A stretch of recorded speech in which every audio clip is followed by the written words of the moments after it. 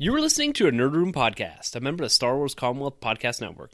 Be sure to check out more from the Star Wars Commonwealth on the web at starwarscommonwealth.com and take your first steps into a larger world.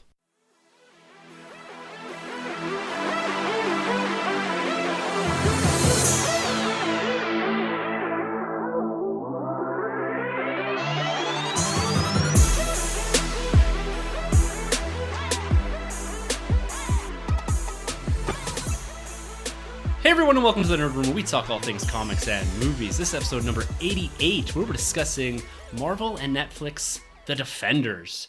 I'm your host, Tim. I'm Troy. And joining us from the Tumbling Saber podcast, a great friend of the show, Kyle. Hey guys, how's it going? Oh, we've been dying to get someone from the Commonwealth onto this show. We have yet to do this. This is our first forte into having a guest from the Commonwealth on the podcast, and we're absolutely honored, Kyle, that you took up the invitation to come and review The Defenders with us. Yes, appreciate it, buddy. Are you kidding me? I get to be in the nerd room. This is amazing, guys. Thanks for having me. This is awesome. We've got the crossover episode going on Yeah, now. the crossover. It was At promised. last. It was conceived on Twitter by Troy and Kyle, There and we it's go. now happening. Nice. Now, Kyle, you spent a lot of time in the Star Wars sandbox, and why don't you give everyone a bit of insight as to what you're watching, what you're reading, what you're doing in the Marvel world these days? Well, I try to keep up as best as I can with the movies, though shamefully, and boys, you can click hang up on me if this really if this is criminally offensive, but I've yet to see Doctor Strange. Ooh. Or Homecoming. Oh, no. I'm sorry, Troy. And geez, what else? Guardians 2. Okay. Oh man, you're I'm way behind, guys. few minutes This is behind. embarrassing. This is embarrassing. So, but it might relieve you to know that these really hurt me to not have seen these yet. So I'm gonna get to all that stuff. As far as what I read in print right now, I'm indulging in my love for X-Men. I'm not reading a whole ton of Marvel right now, but the X-Men stuff, I'm the blue, the gold. Nice. I'm into that stuff right now. Nice. Is Gold Old Man Logan? Is that his team? He's on that team. Right. Yeah. Okay. Yeah, they're both. See, I was out of comics for a while, so now that I'm back in, there's still some names and faces that I don't know. Yeah. I've been reading since 2011 almost religiously, and I still don't know some of the people that they brought in recently. Yeah. It's really hard to follow these days. Especially with Marvel and the X-Men, because you have like that young generation, the past, the present team of the X-Men, and then you have the current team. So that would be pretty confusing to hop into, for sure. Yeah, hopefully this legacy helps I've us struggled. out, I've struggled with some of the Marvel stuff since I got back into it. It was actually the New 52 that pulled me back into comics. Yep. And then, of course, Marvel. Was it Marvel Now? Their follow-up initiative to that. Oh yeah, they've done everything. They all new, all different. They all new Marvel Now. Point 2 and 1 and 3, all sorts of So stuff. I jumped back in, with both feet, and they almost immediately lost me. I was like, "What is going on here, guys?" So I've gone in and out of Marvel. I'm trying to stick with the X-Men. Cool. I've just always loved them, as they've kind of jerked me around a bit, I've decided to sort of recoil and go back to when I was a kid. So what I'm trying to do now is rebuild my collection of Uncanny X-Men from issue 200 to 300. Wow. So I'm about halfway there. Was Jim Lee on any of that bit? Towards the latter end, yeah, he was. Okay. Nice. That's some good stuff in Yeah, there. That Uncanny. Oh yeah, great stuff. Need to develop some of that stuff into Right. movies, TV shows, Yeah, whatever, yeah. anything. All right, guys. Well, we're here tonight to discuss The Defenders in its entirety. And what we're going to do here, we're going to just jump straight into spoiler territory. You're not going to worry about trying to give a high-level review of this because there's so much content here that I don't think we can get bogged down in trying to do a non-spoiler and a spoiler review. So we're going to go into everything here. So if you have not seen The Defenders yet, just click pause, come back a little later because we're going to go to all sorts of depth with this. And like with our normal movie reviews, we try to run through it somewhat chronologically, but just hit on the major points, going through the big plot points, some of the character developments, and also where this fits in and connects to the wider MCU, if at all. And with that, I think it's time that we kind of lay down individually what we've seen coming into this. Now, there's 5 different seasons, each consisting of 13 episodes, so 65 episodes in total. And so that pans out to about 54-ish hours of TV watching to build into Defenders if you're going to do this in its entirety. Now, if you're to take all 22 movies that are building into Avengers number 4 at 2 hours apiece, that's only 44 hours of film watching. So your commitment level to this Defender series is on the order of 10 hours more than it will be to watch the entirety of the MCU. So tell That's me, really crazy when you put is. it that way. That is. it's pretty wild because the 13 episodes too, that's something that we've constantly hit on. It's like, that's too many, it's too much time commitment. And when you put that into perspective, it's like, holy geez, that's a lot of time. And I gotta know from you, Troy, and you, Kyle, have you guys put in all 54-ish hours to build into the Defenders?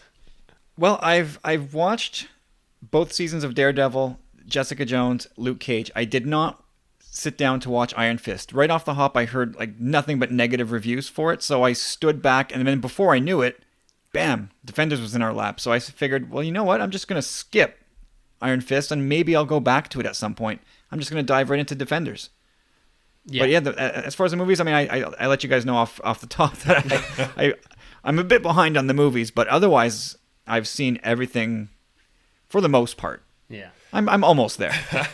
Yeah, that's crazy. Yeah, much like you, Kyle, I've done everything in the Netflix verse as opposed to Iron Fist. I stayed far away from that. Didn't have any interest. I do find, though, going into Defenders that I pretty much could piece everything together without seeing Iron Fist. But it's crazy for the general audience to know that they've spent more time with Danny Rand's character than like Hawkeye, you know, Or even Iron Man. or Iron Man. Like that's just beyond anything, you know, when you break it down like that. Yeah, it's Crazy. pretty wild the amount of time that you've had to commit to this universe. And Yeah. I, like both of you guys, I have not watched Iron Fist, but No. I've watched everything else. And I consume the majority of the content that the MCU or MCU adjacent series puts out. Mm-hmm. So I've seen all of Agents of S.H.I.E.L.D., I've seen the one-shots, Agent Carter, everything. Right. But I just Yep. couldn't commit the 13 hours to Iron Fist. And and I agree with you. I don't think you need it. I love all this Marvel content. Yeah. But stepping away from something that was going to consume 13 hours, I just couldn't justify it with the reviews, with what I was saying. And you're right, Troy. You don't need it No. to watch this. You get it. You understand what Danny Rand's all about. And maybe us having a bit more of that comic book background helps. But at the same time, he's essentially the MacGuffin of the movie, and you don't really need to know much more than he's Iron Fist. Yeah. Right? You don't need that. Like, it's hard to say that because I love what they do, but 13 hours just isn't worth it for me. No, not with that character. I don't know if it's the actor or the character, but I checked out with him. Going to you guys, because Kyle, are you familiar with Agents of S.H.I.E.L.D.? Did you mention? I have watched every episode of that and Agent Carter, so yeah. Okay. That's also a grand time commitment. Yeah. So with those two series, do you see those shows going the same route as the Netflix? Are they separating from the MCU as well, or like with Ghost Rider being in Absolutely. there? They are, eh? Yeah. Well, I felt Agent Carter was actually pretty tightly connected to the MCU, so I was really happy with that, and very sad to see it go. Right. But yeah, I mean, outside of the first and second seasons, and you know, and also I guess whenever they have a movie coming, Thor: Dark World, when that came out, I remember they brought in what's her name, Yeah, Lady Sif. Yeah. Lady Okay. Sif. Yeah, so they brought her in. So they do these things, but it's not so much for story purposes as it is to get people out of their seats and into the theaters. Right. Yeah. Yeah, and It's a and- promo thing. Yes. Yeah, I even see it more of the reverse, where it's, hey, look, we have Thor: The Dark World references in here. You should come watch the show that wasn't getting Yeah. great ratings at the time. That tie-in was horrendous, by the way. Right. It was basically like It was so bizarre. It was basically they showed up in London and picked up the pieces of Thor: The Dark World, and we're like, oh my god, Asgard, Let's and clean this everything's up. yeah. Oh no. It's basically like it was really strange, but Well, it's funny to hear some of the cast from Agents of S.H.I.E.L.D. sort of take swipes at their bosses, saying, "Yeah, they said they would keep us connected, but we're not." I think it's Chloe Bennett who just keeps talking about it. yeah. Wow. they do usually have these offhanded references. Like in the most recent season, and that they referenced the Sokovia Accords, and they referenced what was going on in Washington during Winter Soldier, and during the Inhumans line, they mentioned the fact that these robots were coming or whatever. Oh, okay, so Ultron droids. references. Okay, so cool. there's little tiny things in there that make you at least think that, okay, sure, I get it. But then Right. this whole Inhumans thing rolled out, and what are we going to do here? So Right. they, again, are taking another step away. And this almost is a whole TV division. So you almost have three adjacent universes that are tied together really by one event, and that's what is referred to in this whole series as the incident. This is what I would consider the Battle of Yavin for the MCU. Right, okay, good It's- call. Yeah, it's the incident or the Battle of New York or the Chitauri Invasion, whatever you want to call it. That's our point of reference for Agents of S.H.I.E.L.D., for the Defenders, for Daredevil, even for the MCU itself. That is Right. like a major point in time. And that's usually what I base all of the continuity building off of, is where can we get relative to the incident. Right. And Right. that's the common thread through all of this. Everything else is one step back. You don't see a lot of references to what happened in Sokovia or Civil War or anything like that. It's not referenced in any of this. And I think they're really missing out here, because when you step back and you look at the continuity of this, it has so much potential, especially with the Sokovia Accords and all that, to add in these little bits of information and little continuity ties that I think would elevate this to the point where I'm like, okay, I really understand what's happening with this now, and I want more of it. I want that continuity building. But when you step back and look here, I always thought that this whole line, this whole series, when you go from Daredevil to Defenders, was in this isolated little pocket about a year or two after the Avengers, and that's why we don't get any references of Sokovia or Civil War. But I went back and watched a few episodes of Daredevil season 1, and they outright mention there that it starts 2 years after the events of Avengers. So that already puts us into 2014 and the Winter Soldier timeframe. And these are all about 6 months apart, with the exception of a few that run concurrently, like Daredevil season 2 and Luke Cage, and then Iron Fist layers on that, and that bleeds directly into the Defenders. So technically, in the timeline, we're up to about Civil War. And I can't for the life of me figure out why they just don't drop a few of these references. I don't know what the reason is that they're so reluctant to reference the wider MCU. Do you guys Well, it would be really helpful. Yeah, Yeah. it would be really helpful for them to do that, because I feel like the things that were going on in New York in the Defenders, they're pretty traumatic to the city. I can't for the life of me understand why somebody like Steve Rogers wouldn't just show up and be like, "Hey, dudes, you got this under control? Is this all right?" Yeah. Or Tony Stark saying, "Things shaking the city from hundreds of feet underground. I'd like to know about that." Like, there's no reason why those guys don't show up to check things out. Right. Especially going off Unless they're off doing things like Civil War Yeah. or Winter Soldier. Like, that makes sense. So allude to it. especially going off of Civil War, because you have a guy like Tony Stark who's been keeping tabs on these other heroes such as Spider-Man. So how has he not discovered Luke Cage or Daredevil? Yeah. Even, right?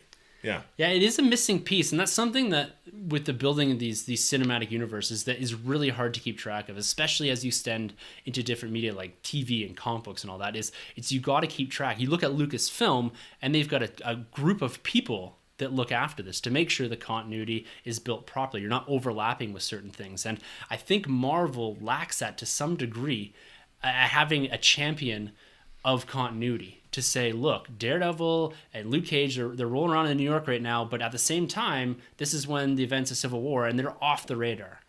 And it's very simple dropped lines, I think, that could get him out of these situations. But then you look into Spider-Man Homecoming, and this isn't really a spoiler for you, Kyle, but they mess up the continuity in there a bit. They're starting to relax that it's all connected and everything matters idea behind the cinematic universe. And that was really prevalent, I think, in Spider-Man Homecoming to a degree. It's just a lot of dates don't line up, which bothered me. That drives me nuts, Tim. It was so simple. It's like just whack a year off of something, it's so easy to prevent things like this. And the fact that people just don't pay attention, it drives me mental. Because it's just numbers they throw it up. Yeah, and it just doesn't line up with the events of the Avengers and the events of what's going on in Homecoming. It's very simple, just Careless, eh? simple math that gets you to this point, and they don't do that. Yeah. But that is my rant about it's all connected or it's not all connected, because I think you really can watch all this in isolation, and you don't need the MCU continuity, but in the back of my head, I love the idea of it. So that's why I have a tendency to rant about it a bit. I'm right there with you. But I think it's time that we actually jump into this series here. I think we've kind of set the stage. We've left some ambiguity in the air as to exactly when this is taking place, but likely sometime in 2016 around the events of Civil War. We have a good idea going into this because we've all watched the important series, which I would just consider Daredevil and Daredevil Season 2, to understand what you need for this series. Yeah. I think without those, it gets a little bit confusing. Watch half of Luke Cage, just the first 6 episodes. Well, that's one of the big things here is that Netflix and Marvel knocked this down to 8 episodes from the regular 13. Did you guys find this to be a much more manageable watch outside or with 5 less hours of TV watching time? For me personally, I did. Yeah. I think going on since the first season of Daredevil, even as much as I loved the first season and the second season, I've always complained that I think they could have been down to 10 episodes or 8 episodes. I'm glad they finally did that, especially going into the Defenders. I really do like the fact that they scaled it back a lot, because I feel like when we get to about the middle of the season, that's when we kind of get some weaknesses. Yeah. And I feel like there's always a little bit of extra fat. And it's not even just the Marvel Cinematic Universe or the Netflix Marvel Universe. I also feel with a bunch of Netflix originals, Orange is the New Black, Stranger Things even, I feel like those shows could all be cut down a little bit. I'm really glad they did it here with Defenders Season 1. Yeah, I tend to agree. Although, whenever somebody saves you 40% of your time, thumbs up. But I found that by the end, it took a long time for this series to really get going. It was 3-4 episodes before the whole group was together for the first time, which is one of my only gripes about the series. But by the end, I found myself wishing, oh man, I'd like to see this group together just a little bit more, just kicking a little more ass. You know what I mean? Yeah. So when it was over by the end of episode 8, I'm like, okay, look, they kept it nice and tidy. Yeah. I appreciate that, but I'd like a little bit more. You just get into it, right? And then they cut you off. Yeah. Yeah, exactly. Well, that's what a good series should do. It should cut you off to the point where, like, I really want more of these characters together. And we're going to spin out into 4 different series with plus Punisher. So there's going to be a lot of building before we get to the Defenders again. But I have to agree with you guys. I really liked this 8 episode. I felt it dragged a little bit at the start. But overall, this was so much more manageable to watch. This is something I could sit down and watch 2 episodes at a time, and then burn through this and really in 4 sittings, as opposed to something that really lulls in the middle and you find yourself, like even Luke Cage, I had a hard time getting through because it just really lulled after. We're full spoilers for all the Netflix series now. But when they kill Cottonmouth, I'm like, okay, that's when it really started to drag for me. I was Big like, time. You lost your best character, one of your best villains in here, and now I had a really hard time picking up the back end of that series. And I don't feel that you get that in here because you don't have the opportunity to drop it for 2 or 3 episodes, and you're committing 3 hours to, like, okay, let's just get on to it. I just want to see Daredevil back on screen. Right. I never felt that in this. And I think it has a lot to do with a much tighter writing, but also the fact that it's only 8 episodes long. The big thing here, too, with this team up, and it's like any team up, we've seen it in the Avengers, we've seen it with the Justice League, or we're going to see it with the Justice League, I guess. Yeah. We saw on BVS. Yes, exactly. The driving force here, it's up to the individual characters, but before we can do that, the narrative in itself must really drive them together. And we need to really understand these individual characters who, in their own series, demonstrated very different motivations. So I think even more so than Avengers, these characters, yes, they have that same kind of down-to-earth, gritty vibe, but they're extremely different characters. And I thought one of the strongest parts of the plot was the way that they're able to drive them together using the story. It wasn't a MacGuffin or something. Well, Danny Rand kind of is, but it was more that they're individually coming down different paths that all intersected at a single point. And I really, really liked how they did that. They didn't take too much time, a little bit too much time, but not too much, to get these characters together organically.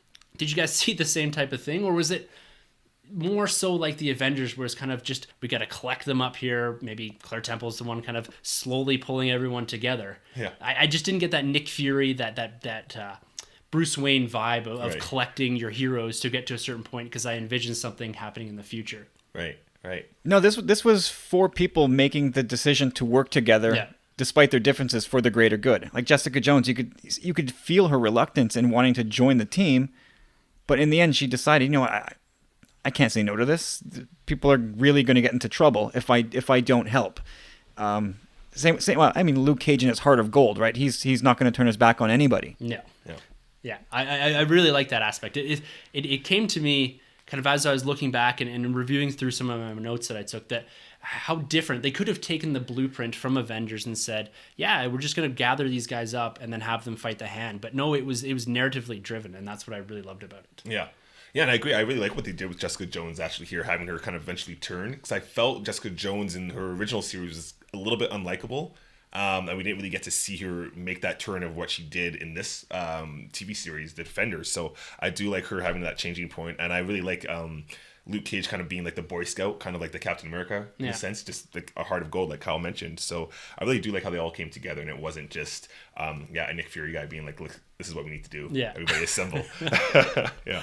All right, well, we've talked about a few of the characters here. We got our main cast of Iron Fist, Danny Rand, Luke Cage, Jessica Jones, and Matt Murdock, Daredevil. Let's talk about some of the individual characters here. And we're going to kick it off here with Jessica Jones, because you just reminded me of a single point here that I want to get across. And when I look back on the Jessica Jones series, I actually quite liked it. I quite liked her character, but I liked her a bit more in isolation. I found that in this, she was good. Kristen Ritter's awesome. She portrays the character fantastically. Don't get me wrong here.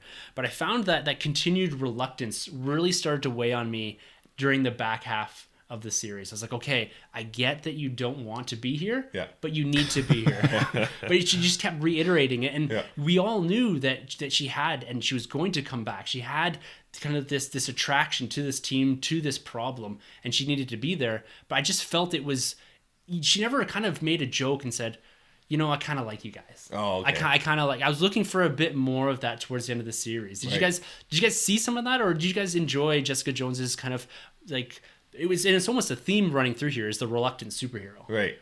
Yeah, it really worked for me. She kind of gave me like that Raphael Rebel vibe, the Wolverine in the group, you know. And like I mentioned before, I didn't necessarily like how she did it in her own season, but it really worked for me. There's a lot of payoff in this one, especially again to see her kind of connect again with Luke Cage was great, and just seeing her interact with Charlie Cox was really cool. Actually, that was one of my favorite parts, is seeing those two interact. So I guess for me it worked. Yeah, I you know, if I had to choose, I mean, Daredevil's my guy. Yeah. He's the linchpin of this whole thing. But the rest, I mean, Luke Cage, again, bless his heart. But Jessica Jones, I thought, had probably 3 of my top moments in this. Yeah. Oh, okay. You know, there was that quiet moment at the end with Luke Cage where she kind of reconnects with him, and I think you see a little glint of somebody starting to give a damn about something other than herself. Yeah. So maybe that it's an indication that she's going to embrace what she is. And there was a couple other moments too. The moment at the Chinese food restaurant where it's Danny and Luke and Matt, and they're in the restaurant and they're being surrounded, and then that van slams through the wall. That's incredible. That's a Luke Cage moment, but it's Jessica Jones who slammed that van through the door or through the wall. Excuse me. Yeah. And of course, holding up the elevator shaft. Yeah. That. Yes. Danny's looking up at her, going, "Holy bleep!" Now you make me feel bad. Those were all really good moments of hers. She's a good character. Yeah, don't get me wrong. It's, like I said, I was just looking for maybe a bit of an expansion of what you're saying there, Kyle, but that little glimmer of hope inside of her, that she was kind of releasing that a bit. And you get some of that in context with Malcolm, and that in her kind of accepting his position in her life as being someone that, yes, she can rely on another human. She can rely on another person. So I guess, when you step back and look at it, maybe I'm being a bit harsh on her as a character, and that she actually is showing maybe some progression outside of the Jessica Jones series. Well, she can be. Don't be too hard on yourself, Tim. She can. she can be a bit grating. It's just like, like you said before, like, dude, like if any one of us had those superpowers, I would never go to work again, and nobody would make me. I'd be just running the streets, just lifting things and throwing things around. Freak my face off. Yeah. Jessica, just learn to like it. Yeah. Just please embrace the superhero.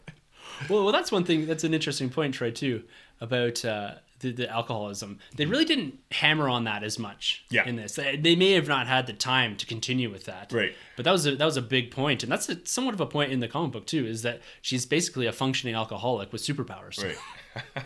Well, it's interesting. I did notice that, and you think back to Iron Man 2 when they sort of did the whole Demon in a Bottles arc, very, very condensed. But I by the end of that, I was like, okay, Tony got hammered once.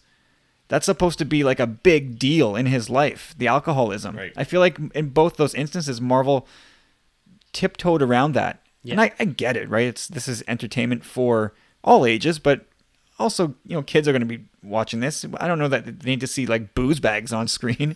No.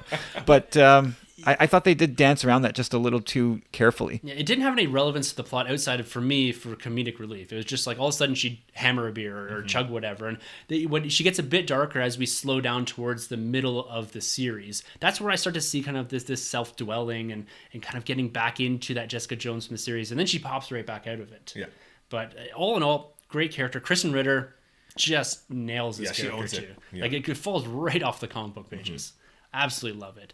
And now another character here. This is a character that all of us was our first introduction here in the Defenders, and that's Danny Rand, or Iron Fist. Now he's played by Finn Jones, and one of the complaints I've heard coming out of Iron Fist is actually his portrayal, and you see hints of that, I feel, in this series. But as it goes on, I find that Finn Jones gets better and better, especially when they pair him up with Luke Cage. Finn Jones, for me, he's the only one, and this really strikes me, that blindly, pun intended, just believes or has faith in exactly what he's doing. He believes his destiny is to take down the Hand, where everyone else is very reluctant to even accept the fact that there's this super secret organization that is dealing with mystical powers. And you see Luke Cage playing off that a lot. Right. And I think the juxtaposition of those two characters really elevates Danny Rand, Right. really elevates Finn Jones. Right, especially when he mentions "I punched a dragon." Yeah. I love that scene between Yeah. the two, and he's like, "Really?" Yeah. That's when the chemistry really rises. I find. Yeah. Well, the audience perspective is Luke Cage on the majority of the stuff that Finn Jones, that Danny Rand is talking about. And sometimes he goes off and he's so serious about it and he's so convinced at what he's telling. Yeah. Luke Cage just looks at him, what are you talking Yeah. about? Like, I love that It's aspect perfect. of it. Yeah. Yeah, it's golden. Yeah. Definitely. Yeah, definitely. Yeah. What do you think of his partner, Colleen Wing? Now, I don't have really any familiarity with her from the comic books, but she was a nice piece, I think, to this whole puzzle, is that she wants to be a hero, she wants to be something more, but is the only one without superpowers. She's highly trained, but she doesn't have any innate abilities to be something like a Jessica Jones or a Luke Cage. And I liked her paired with Iron Fist because he goes around as being somewhat, like I called him the MacGuffin, but he becomes what could be the most powerful superhero in this Netflix universe. And then he's paired with someone that has really sweet sword fighting or katana fighting skills, Right. but is not super powered at all. I really like them pairing together. Yeah, I remember when I saw the first episode of Iron Fist, because I only did make it through one episode, maybe two. She was definitely the best thing that I saw coming out of that show, and she really helped Danny Rand a lot. I felt in that show, she really carried the weight, and she did the same thing right off the bat going into this series too. She got a little weak for me towards the end. I kind of felt like we didn't really need her, like about halfway through, especially like in the police station.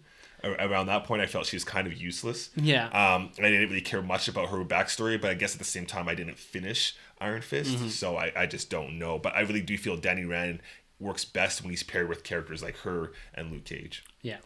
Well, just to take this over to Star Wars, because I can't help myself. Yeah. I thought the pairing of Iron Fist and Colleen Wing reminded me a little bit of Finn and Rey, in that one of them is super powered but doesn't quite have a handle on their powers yet, and the other is not powered at all, but is super plucky and gung-ho and willing to do the right thing at all times. Right. So I thought that was an interesting parallel with those two. Love it. Yeah, definitely. I definitely can see that. Love bringing Star Wars back into the discussion. And well, listen, it's Colleen Wing, it's Jess Pava, right? Jessica Henwick. Oh, yeah. I'm not familiar. You're right. That totally escaped me. Sorry, So what was that? the female X-wing pilot from The Force Awakens that's Yeah. That's No Jess way. Pava. Oh, That's crazy. Colleen Wing. Oh man. Well, there you go. More Star Wars for you. Always one step removed, Yeah, but never look at too that. far. Oh man. Awesome. It all comes back to Star Wars, boys. It always does. It always does. Yeah. All right, guys. Well, Luke Cage.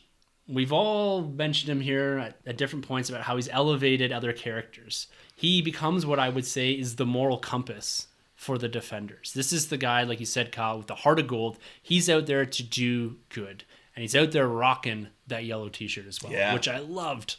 Yeah, no, it's cool. You know, he really carries those characteristics of like the new Avengers run. You know, where he could lead a team eventually down the road. You could see him take on that mantle, and I think he works pretty well with everybody. I loved his moments with Jessica Jones, and I just want a Heroes for Hire now with him and Danny Rand, because he really elevated Danny Rand a lot. I felt those were some of the highlights for me in this show. So yeah, like my culture a lot. Yeah, great. Luke Cage. Yeah, He is just wonderful. Right. I mean, I have no familiarity with these characters from my youth as growing up reading comics. I knew of them, of course, but I didn't invest any of my time or money in them as kids. So this is really my first introductions to them, and he is everything I hoped Luke Cage would be. And I don't know, I have no idea if it's faithful to the original interpretation of the character from the 70s or 80s. But I don't care. Like, he is perfect. I love the portrayal that Mike Coulter brings. I love the way they write him. I love his eternal optimism and willingness to stick up for everybody. Yeah. I can't say enough good things about that guy. No, it's interesting because it deviates quite a bit away from the original Power Man iteration. Right. We get some references to that in Luke Cage with the chains and, and the tiara and all that, and the wrist gauntlets. But if you look back at where Luke Cage actually came from in the comic books, it's really out of the Bendis era of Avengers and New Avengers. He elevated not only Luke Cage, but Jessica Jones, and also had a pretty good run on Daredevil. So you look at all of these characters that are in this series, Brian Michael Bendis had a major influence on getting them to screen. And correct me if I'm wrong, but he wrote Alias, Jessica Jones. Right. He wrote most of Luke Cage and brought him to the forefront of Avengers books, and he's got a pretty solid run on Daredevil. So it's interesting. You take a look at the three best characters in here. They're pulling a lot from that Bendis era of writing. Bendis is the man. Yeah, he's great. Have you read much Brian Michael Bendis there, Kyle? Only insofar as he's done X-Men in the last 5-6 years. Yeah. But I know he's kind of on the top rung of comic book writers today. Yeah, he kind of ushered Marvel through that whole era of Civil War and Secret Invasion, Ultimate Spider-Man in the 2000s. Yeah, Avengers Disassembled. Yeah, he's done quite a bit, and some people are a bit polarized with what he's done, but I think he deserves quite a bit of credit as to getting these characters to the point where we want to make TV series of these. These are characters that may have not have been seen on the screen in the absence of Brian Michael Bendis. Yeah, and we got to talk about one character here, guys. It's Matt Murdock, Daredevil. Oh yeah, Charlie Cox. Holy man! I tell you, we called Civil War Avengers 2.5. Could you call this series Daredevil season 2.5? Oh, for sure. I'd say so.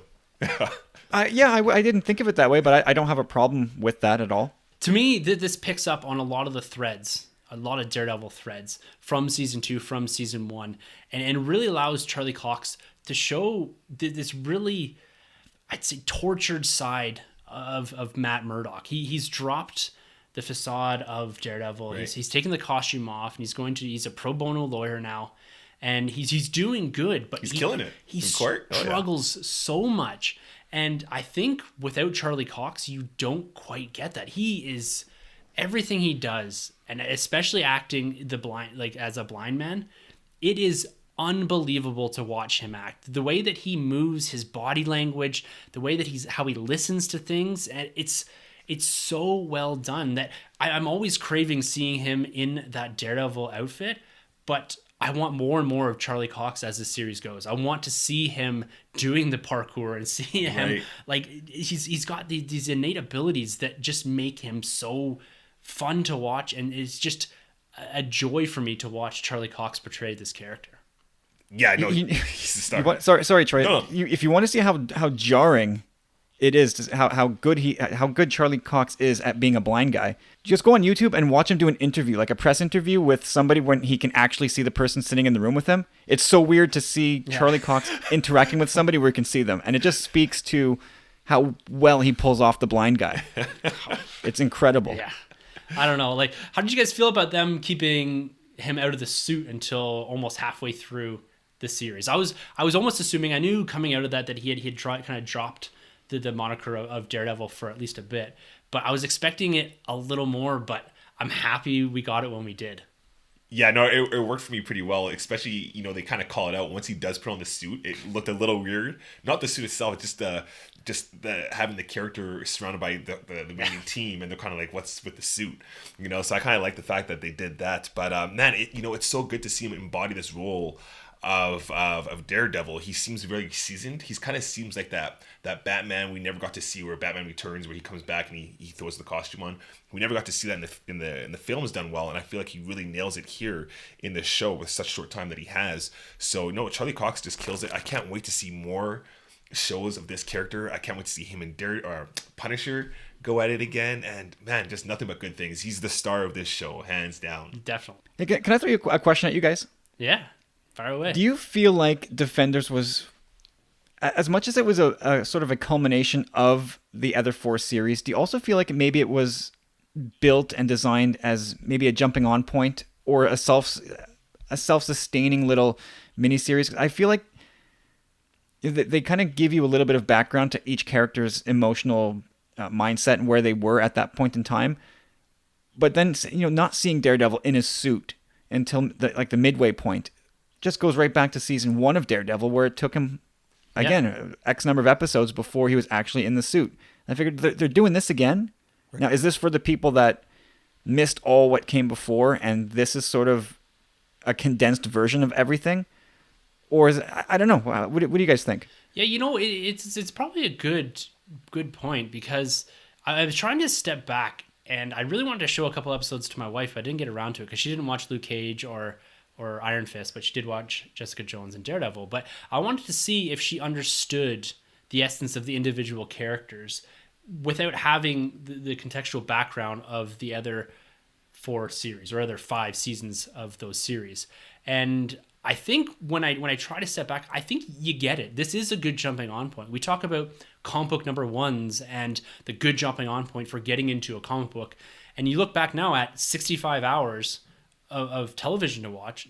Are you really going to go back and watch all that? Or are you going to jump into this 8-episode miniseries and then say, well, I kind of like these characters. I can take this opportunity now, and maybe I'll just go back and pick up the trade, if you will call it that, right, of Daredevil and go from there. So I think you're probably hit the nail right on the head there, Kyle, is that it's effectively an issue number 1.1 or an issue number whatever. This is a great jumping on point for this whole universe. Yeah, no, I completely agree. That's a great way to actually look at it. Yeah, it totally works because, it gets overwhelming when you get into the 5th season and people are telling you these great things and you're like, well, gotta start back at season 1. But it's like, well, I need a jumping in point. And like you mentioned, you start with Defenders and it does it. I mean, it worked for Iron Fist. I didn't have to go back to that season. No. It completely worked for that character. And I think it does work for even like Luke Cage, Jessica Jones. So yeah, I like that. Yeah. And it's interesting too, because with Iron Fist, I guess that's our only perspective as to a jumping on point. Mm-hmm. And we all got it. And there's a lot of the history of like Kunlun and some of the Danny Rand and the Iron Fist characters is linchpin to the overall progression of what they're doing in New York. And contextually, we don't have a lot of that. We don't know the details of Kunlun as they're explained in Iron Fist. We don't know about the whole issue with the dragons and all that, but we all kind of accepted it and got it. Now, I'm not versed in Iron Fist comic books, and I still understood what was going on. I got the gist of it. And I think that's what's important about a number 1 is it gives you that opportunity to go forward or backwards with a jumping on point. Right. And this Defenders, like you said, Kyle, it's a jumping on point. You could go backwards or forwards and still get it all. That's a good point. Yeah. What did you guys think of the chemistry of the Defenders? Because for them to work on screen, maybe as well as Avengers, these characters had to be believable coming out of their series, but then they also had to fit together and make sense. You called out, Troy, about Daredevil looking a bit funny next to Jessica Jones and Luke Cage. I really like that. Right. And then you add in Iron Fist there without really a costume on. Yeah. And so essentially you have 3 street kind of civvy clothed heroes with Daredevil in his full gear. Right. Did you find that the chemistry between the individuals, because we had independent moments where Jessica Jones and Matt Murdock interacted, and Luke Cage and Jessica Jones and Danny Rand and Luke Cage. Did you find all of that worked as a whole, or did you find that in isolation they worked better as individuals with each other, or how did you see the chemistry of the group coming together towards the end of the series? Action sequences, I'd say they worked great all around. They kind of tried doing the Joss Whedon kind of stuff. I think it was at episode 3 or 4 when we finally saw them all come together in the building. Yeah. Which is one of my favorites. Matt Murdock obviously takes Jessica Jones' scarf and he looks kind of silly again in the group. But that really worked for me. But, as the group as a whole, I don't necessarily know if they were that great together. If you took 2 of them out of the group together, it worked. As a whole, though, I don't think we really got that Avengers moment, between like Thor and Cap and everybody kind of interacting with each other. So I don't know. I might have to go back and look at that. I never really caught that. Well, I think the closest thing to that sort of money shot, the Avengers assemble, the Defenders assemble part was when Jessica rams that van through the wall, at the Chinese food restaurant, and you had the three guys in there, but now Jessica Jones is with them, and now you feel like, oh, okay, now it's a bit more level. I think that was that only moment. As far as the chemistry goes, I think it's probably the strong point of the show, because I feel like every character is very distinct. And I don't know who's directed these episodes, or if the person who did Defenders did some of the other series. I have no idea. The showrunner for this was the same showrunner for Daredevil. Okay. That's why Daredevil feels exactly like Daredevil. But Luke Cage felt exactly like Luke Cage, and Jessica Jones felt like Jessica Jones. And I can't speak for Danny Rand. I didn't watch Iron Fist, but I assume, he it's the same thing, and it just feels very seamless in that way. That there was this character feels a lot different now. That he's not speaking the same way, he's not acting the same way. It just all worked together really well, and these very different people. The team infighting, which is sort of a trope when you put together these type of random collections of people. Yeah. That the infighting, Danny Rand is a bit woo woo, and Jessica Jones is sort of she just wants to go back to her double fisting her whiskey and beer, and Luke Cage just wants to be good, and Matt just wants to get Elektra back, and everybody's sort of got their own thing going on. And all those different agendas sort of played well off one another. So my hat was off to the directors and the writers. I think they pulled it off perfectly. I fully agree with you there, Kyle. I think that the ability to take these very different characters and maintain who they are and their character development throughout this without changing too much of Jessica Jones. And I know I asked for her to start to embrace the idea of the Defenders towards the end, but they're able through this whole series to maintain the individual characters, but also made them work against each other and make them work with each other very well. I think that as this progresses, they all get better. I don't know if they film these things sequentially, but it feels like you can feel that chemistry, the give and take between the characters more and more as this series goes on. And I think that is a benefit to it all, because you get this actual feel that, yeah, this would make sense. They're really butting heads at the start, but the chemistry builds as they go. And even to the point where you have Daredevil saying to them at the end before they jump into the elevator shaft, I'm really glad we met, guys. Maybe not under these circumstances, but I'm really glad we found each other. And they're both of them, Luke Cage and Jessica Jones, was like, I'm not hugging you or whatever. But I thought that was a really nice moment, because it's that acknowledgement. And I think this is the point for me where I'm like, yeah, this really works here. This makes sense. Yeah, and that growth for Matt Murdock too. Because Yeah. if you go back to the beginning of the season, he wasn't like that at all. No. Right. Yeah. The only thing that I found for the Defenders themselves that didn't work as well, and this is going back to some of the fight sequences, I think as a whole, they were good together when they were fighting. But the one thing that kind of bothered me a little bit and took me out was the juxtaposition of Daredevil fighting alongside Jessica Jones and Luke Cage. They're very crash and bash, throwing tables around, throwing individuals around, where Daredevil is all finesse. Right. Acrobatic. Yes, Yeah. and I found that more so than in Avengers, when you have Hulk and Thor, and they're all big hitters. Yeah. Where this is very different fighting styles. And even Jessica Jones, hers is a lot of picking and throwing guys across the room, where Daredevil he's up in the air, he's got his batons out and all that. I didn't get the fight chemistry as much as I did the interpersonal chemistry. Yeah. Okay. So you like their fight chemistry more so than you did with their. No, I like Or the other way around. The other way around. I found the fighting kind of, the choreography was good, but as individuals, they fight so differently. Right. That it just doesn't match up. You see, and you go back to the staircase scene in Daredevil season 2 when he's fighting the Dogs of War or whatever they're called. Yeah. That is quick, hard hitting. It's all over the place. And then you go to the other hallway scene from Daredevil. Oh, yeah. These all have hallway scenes, but I find that when Iron Fist and Daredevil are fighting in close proximity, it works better because it's quicker fighting, it's quick cuts. And then when you go to Luke Cage and Jessica Jones fighting alongside each other, it's a lot of big hits, smacks, throwing across the room, taking bullets. It's WWE. It is. And so it's two different, and one's a lot slower than the other, and it requires different cuts of the camera.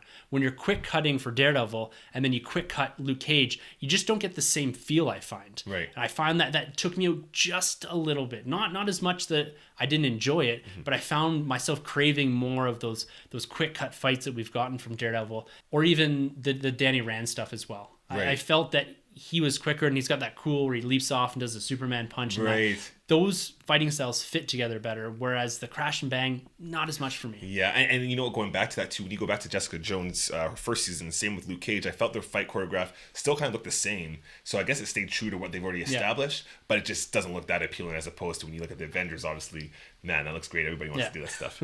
Yeah, I thought they held back a little bit on Luke Cage and Jessica Jones. Like, those people that they hit probably should never have gotten up. No. I feel like there should have been a little more smash, a little more destruction in their wake. Definitely. I just didn't. Maybe I'm wrong, but I just got that sense that not that they depowered them, but there just wasn't the amount of rubble I expected to see behind these people. Yeah, well, with Jessica Jones and Luke Cage, they have somewhat of an undefined power set, I find. They sometimes they go to the extreme with them, like Jessica Jones, and this goes right to your point, Kyle. She's holding up this huge elevator, and then you look at when she throws someone across the room and they just kind of bash into the wall. Right. Like, that could be her varying that power set, Right, but at the holding same back. time, I don't get that character ever slowing down for anything. So, Yeah, if she breaks your back, oh well, Yeah. that's too bad. Rub some dirt on it and keep going. yeah, that's it. did you guys like the Danny Rand fight and Luke Cage? Oh, yeah. Did that one work for you guys? Yeah. I loved when he punched him in the face. Yeah.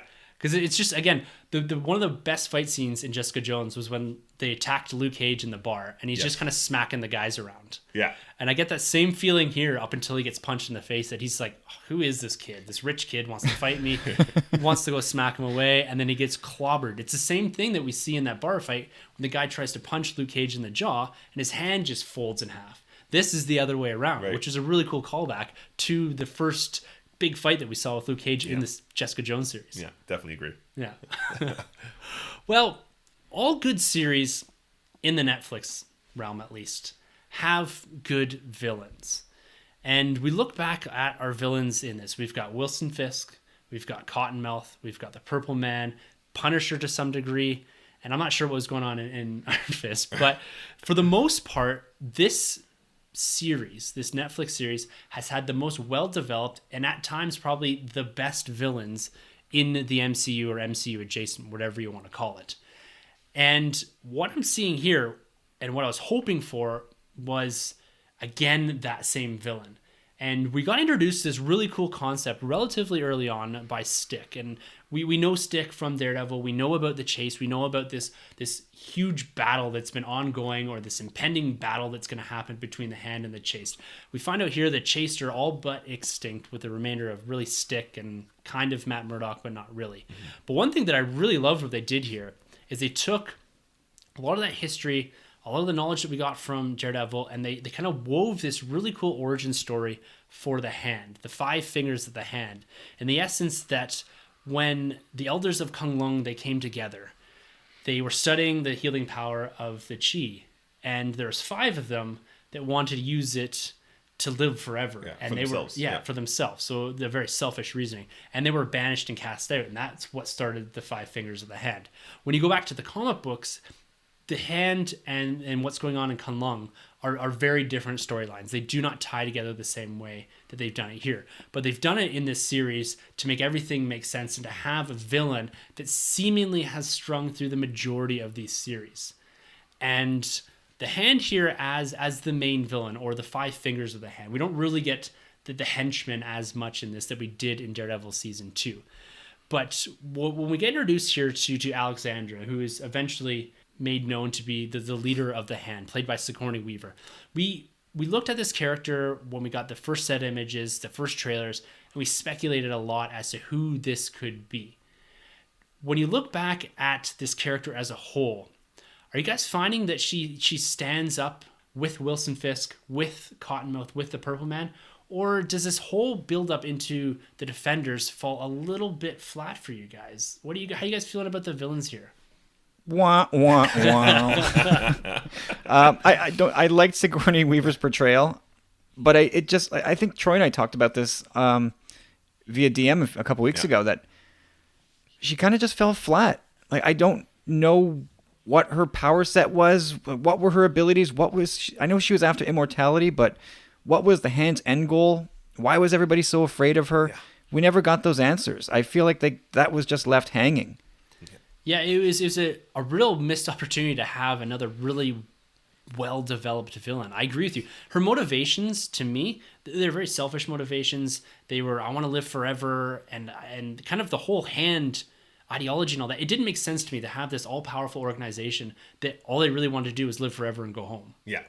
Like there wasn't that underlying like evil presence to them. Right. Like I wanted a little more of it. They wanted to, or they kept saying that they wanted to destroy New York. I never got a feeling throughout this entire series that they had, one, the ability, or two, the real need to raise New York to the ground. Like, I never felt that New York was in as much peril as Stick consistently said it was. Right. Yeah, like that stuck in my mind the whole time. Why? Why does New York need to go away like Joker says Gotham needs to die? Yeah. Like, it doesn't make any sense. No. And like you look at Joker for an example. There is, he has a reason. He wants to burn out the corruption and start from scratch, right? Yeah. He wants to see the world burn. Right. Whereas New York, we never got that. No, like, and from the hand, I never got that this organization that had infiltrated or seemingly infiltrated every level of government, kind of like a Hydra type thing. Right. And I never got that full payoff, it seems, from any of the characters. And where they're going in Daredevil season 2, I thought, okay, this is an ancient battle that's been going on, and why has this been fighting for thousands of years? Just let them come back to Kunlun. Yeah. Like, I never fully understood. And Sigourney Weaver, as like, we were really excited to see an actress with that stature in the Netflix series. What are they going to do with her? To me, she always felt like a cowering weasel. Like, there's one scene in particular. It's one after the Royal Dragon, when they're in the bar and they kind of, or not the bar, but the Chinese restaurant. Yep. And she's in the car and she rolls down the window and watches all the other four fingers fighting, and then she rolls out the window and drives off. Yeah. There's no point in here where she displayed her power set. Like, they did not take the time, and they had the time to develop a villain here. No. Like they have in every other single series. Every other single series for me has had that opportunity that the MCU movies don't, and that's time to develop a villain. And for whatever reason, they chose not to. And then the biggest sticking point for me is you're finally seeing this character, kind of the plan come together, and then Elektra kills her. Yeah. Yeah, I feel like it was a weak bait and switch. Yeah. Definitely. And we got that again last time in Luke Cage, when we were getting like the peak, all this momentum building up for Cottonmouth, and then he gets taken out in a very poor way. Yeah. And we got the same thing here with Sigourney Weaver, especially when you get someone like her, like you mentioned, with her stature. You want her to go full out, a big swing. And it was a miss for me. She didn't really do much. We got to see everybody else in the hand portray their skills, and we didn't get to see what she could really do as a threat. So I thought that was really poorly done. And I don't know. I'm kind of on the fence with the Netflix villains, because I do like Kingpin, obviously. Yeah. I think he's great. I like what they did with Cottonmouth. I didn't really like Purple Man. And who else have we had? I guess I didn't really watch Iron Fist there for their villains, but I felt like this time we're really going to get a big villain to rival Kingpin. And I guess if you want to throw in Punisher, Yeah. Next level. Exactly. Yeah.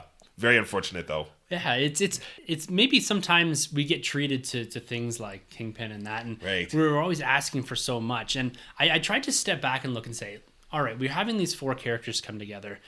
Is she, or is the Hand as a whole, a worthy opponent? And I think you said it the best at the start. It's wow. Like I'm waiting for more. Yeah. And I never really get there, because the whole bait and switch too with Elektra and her coming back into the fold, it wasn't like they switched and gave you a villain that had clear motivations and that could stand up against the Defenders, because that's the one thing about Elektra that I never really got. And I really like the character and the actress that portrays her, but this whole Black Sky thing and her being the ultimate tool, the ultimate weapon, she always was getting tossed around. Like, she never really got to the level where I could imagine her fighting all four Defenders and taking them on, and them having that struggle. I thought that's where they were going with this, that she was going to be empowered with something, and it was going to be the four of them against her. Right. She only killed like the henchmen. That's all they do to demonstrate her power, was killing off henchmen. Yeah, and Daredevil and some of that is this whole emotional attachment with Daredevil, that she never really kills them, never really goes full on. But she doesn't really stop anywhere and kill people, with the exception of Stick and Sigourney Weaver, this Alexandra. Right. So I never really had that clear motivation of the villain. And I think that's what subtracts a bit from this whole series when you're looking at the villain perspective, is that I never knew what any of the villains were after. I knew why the Defenders were together to stop this villain, but I never knew why the villain was there in the first place. Yep. And when Elektra murders Stick, I almost feel like she was doing us a favor because I thought his act was up, man. Like, Stick, we get it. It felt like every episode was just Stick saying more and more of the same warnings, the same.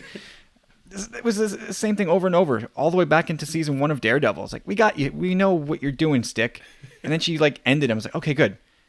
We don't have to hear him anymore. Sticks up. Well, it's funny you say that too, because Stick at that point in time was trying to kill everybody. Yeah, he's trying to kill the Iron Fist. Yeah, Danny basically. Rand. Yeah. And he had this in his head after drugging Luke Cage that he was going to kill the Iron Fist, the protector of Kunlun, which to me conflicted a bit with his ideology and the whole thing with the chase. So some of that, I think, when you look at Elektra, was she actually saving the Defenders to some degree from Stick? Stick he always seemed crazy, and he always pushed Matt and Elektra to a certain point, almost to an abusive state. Right. But for me, like you said, Kyle, like she did everyone a favor by killing Stick.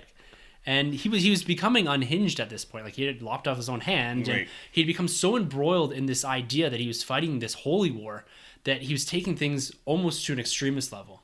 And her ending him kind of took that out. To take it back to Star Wars again, Stick is Saw Gerrera. Yeah. Well, yeah, he's that extremist, right? He's going to go to those measures, and by killing Iron Fist right off the bat, then you have the season's done, everything's over.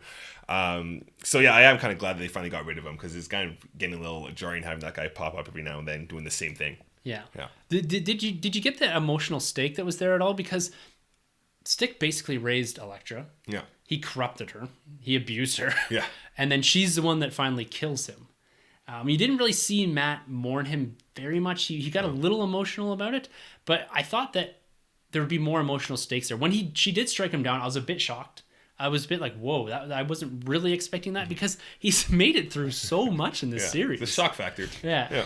Including cutting his own hand off. just casually. And why didn't he just cut his thumb off? Another Star Wars reference there, right? Yeah, cutting the hand off. Going into phase 2. There's the reference right from the MCU. And getting back to Elektra a little bit here, we saw at the end of Daredevil Season 2, we saw that something was going on with Elektra, and we get right back to that and understand and revisit that whole rebirth of Elektra through what eventually is revealed to be dragon bone powder or whatever. Yeah. Did you guys enjoy Elektra? Did you like her fight scenes? Did you find her as imposing? I know we've kind of touched on this a little bit here, but overall, her presence in this series, do you think it added to it, or it was just a nice portion of wrapping up Daredevil Season 2 with Matt? Because she's a real emotional focal point, a real driver behind Daredevil for this series, more so than anything else, more so than even being a villain. Going back to the first season, I didn't really care much for, or I guess technically the second season, but her first appearance, I didn't really care much for the actress or Elektra. And I know I'm in the minority because a lot of people actually did like her, but I didn't. I actually felt she was better in the season, except until it got to that point, maybe it's episode 6 when she killed off Alexandra. That's when she started to drop for me. I do like her trying to, figure out things and get her memory back with her and Daredevil at one point, and I do like her action scenes, and overall I thought she's kind of better playing like a dark character than she was playing like the rich kind of Black Cat kind of character.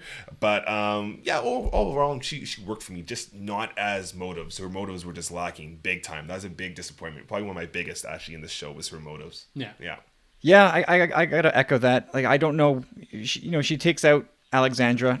Great, now you're the boss. Right. But why? You don't seem to share the same drive to be immortal. Yes. You want to be the boss of the hand? Fine. Now what? Like, you guys have completely different goals. Or what are your goals? They'd really do you even want to be Elektra, or do you want to be Black Hand or Black Sky, or do you want to be Elektra? Right. What is your deal? Who are you? Yeah, they really need like a goal setting page or something like that. They need a mission statement, if you will. Give us a novelization. I need an outline as to what the hand motivation is here.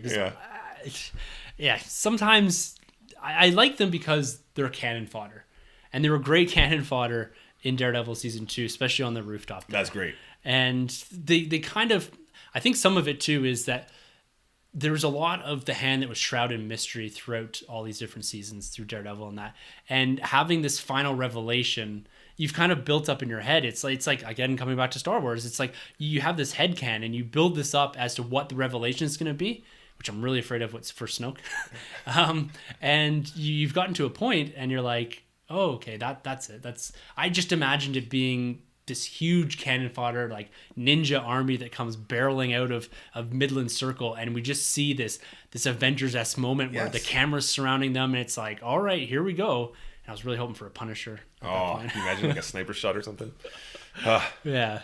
So the hand is there, and we talked about Elektra. We've talked about some of the characters, the supporting cast, but embedded in a lot of Defenders here is a lot of smaller subplots and a lot of series building seeds for the future and reference material. And I felt for myself, there's a few episodes in here, particularly episode 5. It's aptly called Take Shelter, where it's the whole series taking a break. We've got through that fight at the Chinese restaurant, the first kind of Defenders team up, and then we're taking a break here and pumping the brakes, and we're saying, here's all these other characters, because now once they captured that one finger, they're able to say, that sounded weird, but they were able to say, or he was projecting on them, that your families or your friends are not safe. So they kind of gather everyone into a single spot, and we have this really weird moment where we have crossover of everyone, like Trish and Malcolm and Foggy and Karen. Oh, in the police station. In the police station. Yeah. And throughout the series, we had kind of slowly gone to certain portions. We saw Trish talk, and she was giving some exposition on the earthquake, and then Foggy's helping out Luke Cage, and Karen's over here providing again some of that moral compass or that sort of, look, Matt, this isn't what you should be doing, right? And kind of deterring from him, where you got Foggy being the enabler. So did you like the presence of all these supporting casts, or did you find it weighed down the plot a bit? In doses they're okay, but until we got to the police station scene, that's when I thought it was a little ridiculous. I really didn't care for them, especially the point where what was it? Iron Fist's friend, I forgot her name, sorry. His sidekick. Colleen Wing. Yeah, so when she takes back her sword, the police officer just gives her back her sword to go and do her fighting. I thought that was kind of weird. It just didn't feel right. Their interactions, it's kind of cool to finally see them all gel together. I guess that was the payoff, but I really could have done without that police scene. I really do like Misty Knight, though, throughout this she's season. Awesome. She's great, and I saw some future poster works for coming up, or future images coming up for the next season. She looks good with a fake arm now. Bionic arm. Love that. Yeah, I like all those secondary characters. I thought they were setting us up for something really heavy when they just kept herding all of the friends and family into that police headquarters. I was like, oh, goody. Like, we're going to lose all these people in one fell swoop, aren't we? Yeah. And it's going to start with Colleen Wing, who's going to take it on herself to defend all these people, and she's done. Yeah. But I'm glad they didn't go that route, because I dig all those characters. Misty Knight is fantastic. Colleen Wing was great. I think the only one that maybe got a little bit shortchanged here is Karen Page. Yeah. I feel like she just didn't need to be in this almost at all. Like the whole season, she could have been out. Yeah. I mean, I like her contributions to Daredevil season 1 and 2 are, you can't take that away. Right. You need her there. But I felt like in this, she really didn't serve any purpose other than just being another familiar face. Yeah, I agree. The thing with Karen and Foggy, I felt for Daredevil, because, and more Matt Murdock, because he was struggling so much with this battle between, am I Daredevil or am I Matt Murdock? Can I be both, or do I have to be one or the other? I found that Karen and Foggy, for me, played a bit of that yin and yang, that devil and angel on the other shoulder, where she's saying, Matt, you can't do this. And you got Foggy saying, maybe it's time just to embrace yourself, get this out of you. And he's kind of the enabler of all of it. And so I liked that give and take, that play between the three of them, where you do have the different ideas of what they think Matt Murdock should be. And it turns out Matt Murdock isn't one or the other. He's kind of all of it. Yeah. He's kind of both. And that's why I liked having them in there. And I liked Malcolm because he humanized Jessica Jones a bit more. Yeah, I really did like Malcolm. And then you get that with Trish as well. And so I liked all the characters in there. And because they have the episode lengths and the time in here, 8+ hours, I never felt that they're taking away from the main narrative to tell slightly different stories, to set up further things, to have these characters nicely interact together. And you've got this glue that is Claire Temple that holds all of this series together. She's the Phil Coulson, if you will, of MCU Phase 1. She is everywhere. She's all over the place in this Netflix series. She shows up in all 5 seasons of this building Iron into Fist the as well? Iron Fist as well. Okay. I haven't seen it, but apparently she's in it. Right. because she makes reference to She knowing does. Yeah. Colleen Wing and all Yeah. this. So I really liked all these subplot characters and how it made and humanized some of these characters and gave them.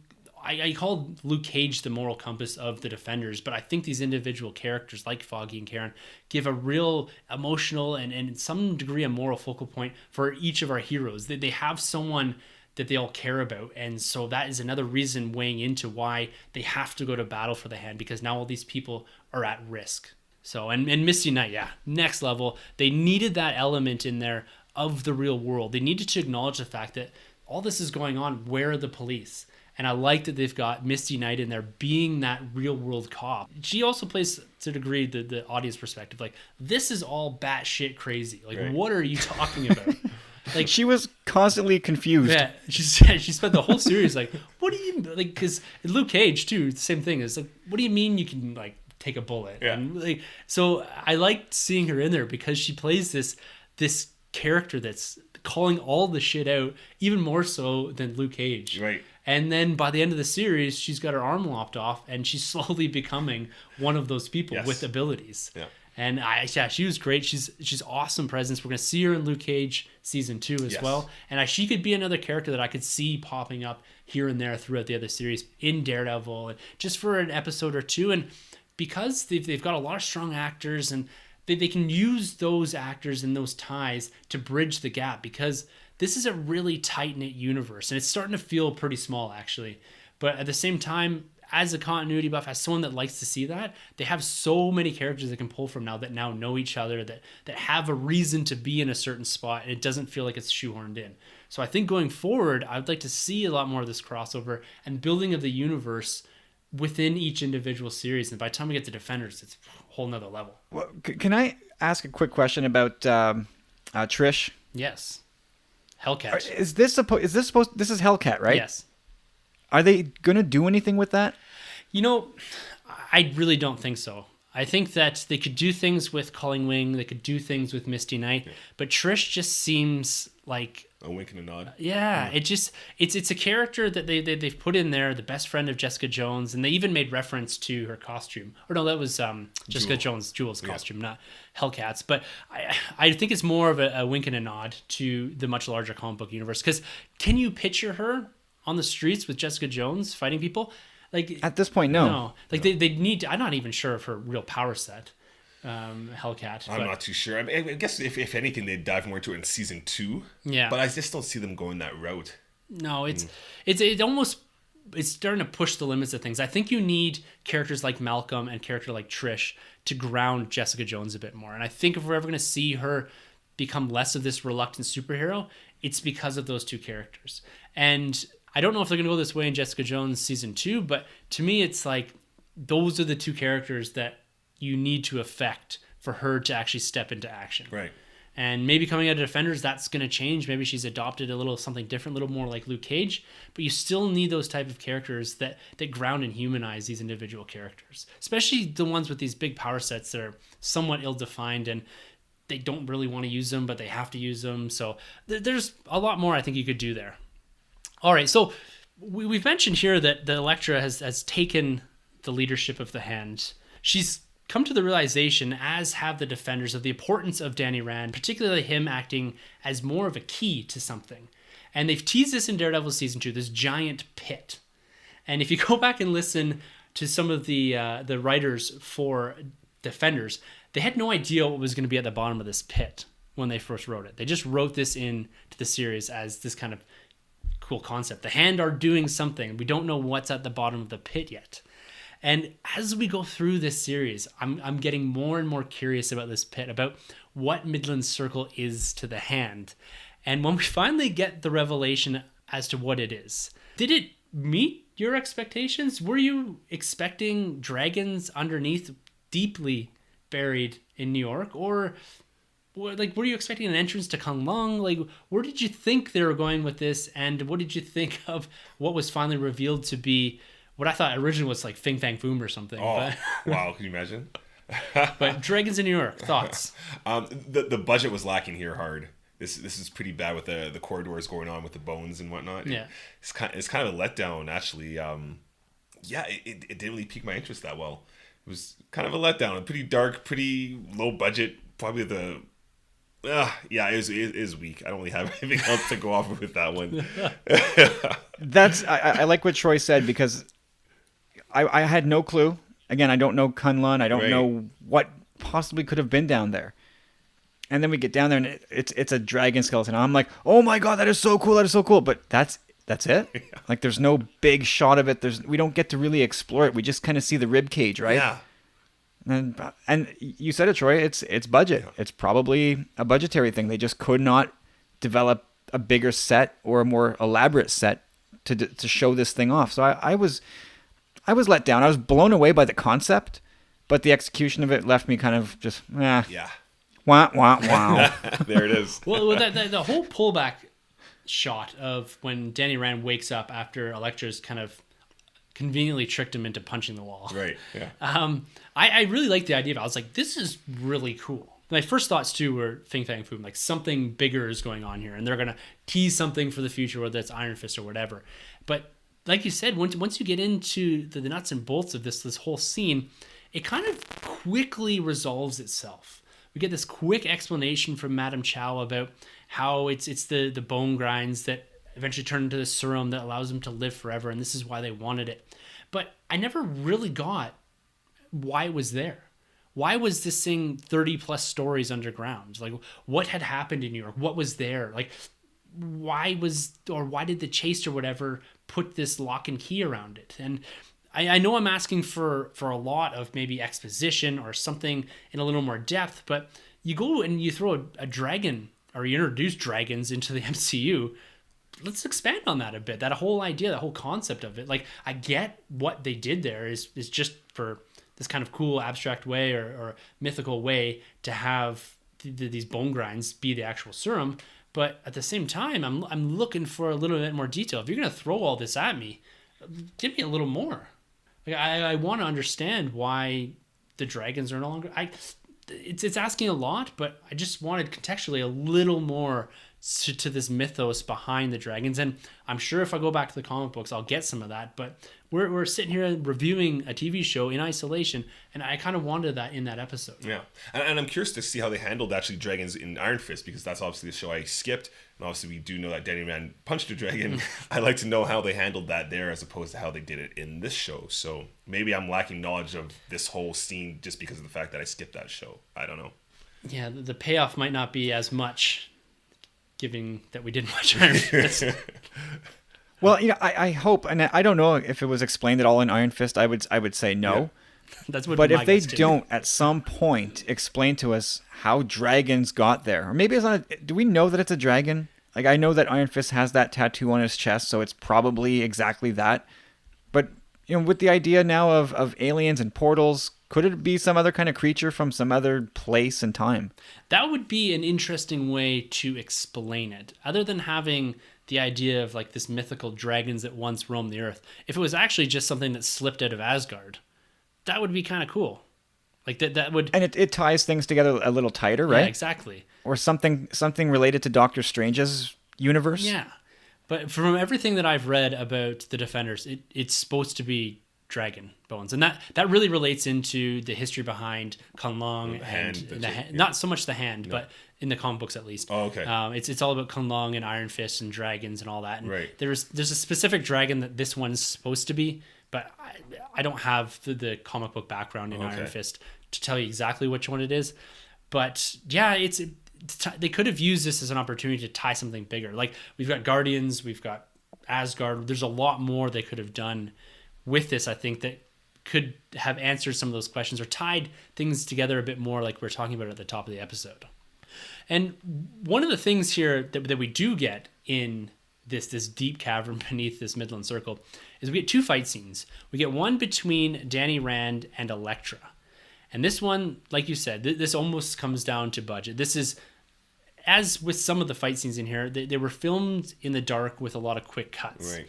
And the final fight scene I find is quite good, but the prelude to it with Elektra and Danny Rand is probably one of Finn Jones's worst choreographed pieces in this.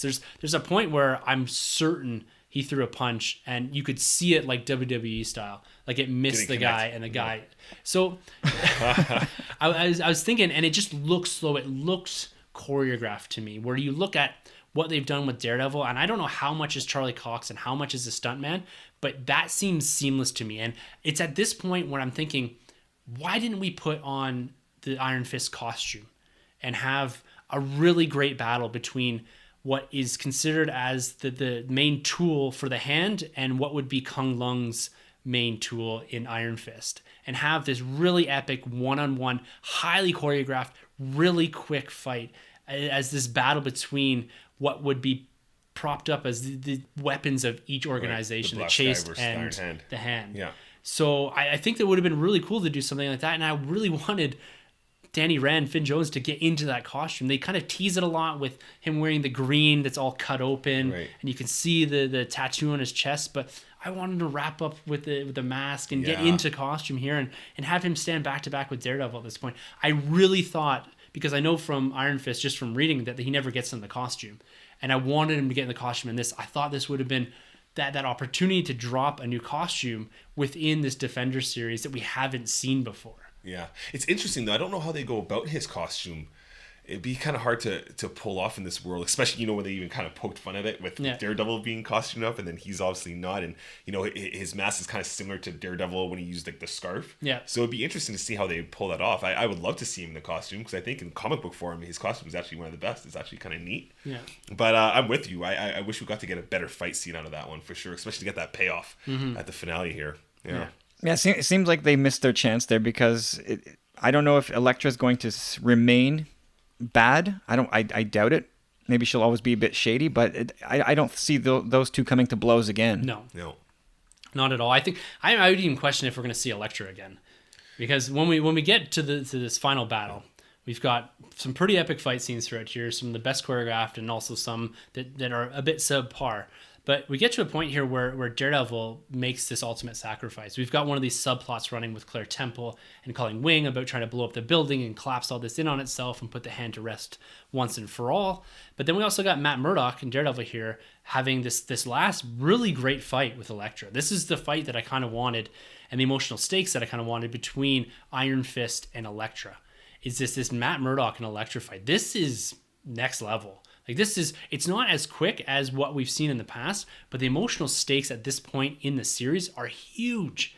And I just love how they ended this with the two of them. They embrace at the end here, and then we'll get to the after credit scene, as we'll call it here. But how did you think, or what did you think of this last whole fight sequence? And there's this one point here I'm going to bring up after you guys give your thoughts. Well, it was a great fight, and they were not really leaving anything on the table. They were really going after each other. Choreography was super tight. They looked believable. They looked like they were really trying to end one another. Although Matt, more than anything, is trying to get through to her in desperation before the whole building comes crashing down on them. I don't remember. Was he really just trying to keep her down there so that she could not escape again, or was he trying to break through to her and then get out of there? I can't remember now. That's what I was wondering. I definitely think he was trying to break through to her, but I don't know if he actually had an end game plan to get out, or if he's just trying to end the Black Sky there by keeping her down there. That's a good point. I don't really know actually what he's trying to achieve.